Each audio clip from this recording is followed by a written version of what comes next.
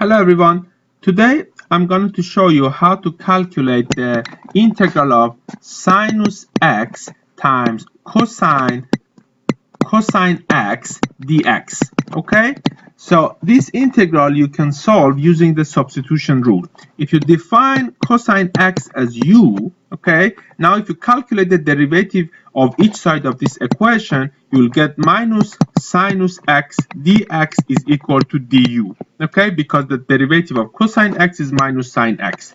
So now if you substitute these two expressions into this integral, you will get integral of, instead of cosine x, I write cosine u, because instead of cosine x, I can simply write u, right?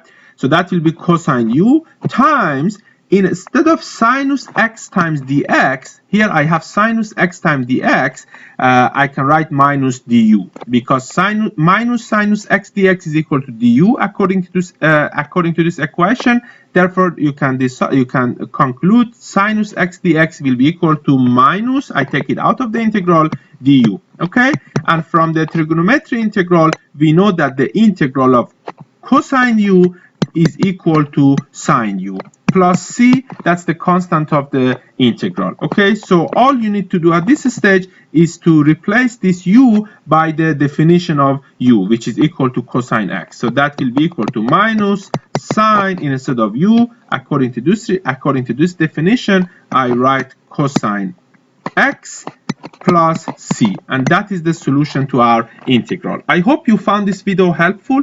Please feel free to subscribe to this channel so that you get updated when I upload new videos. Thank you.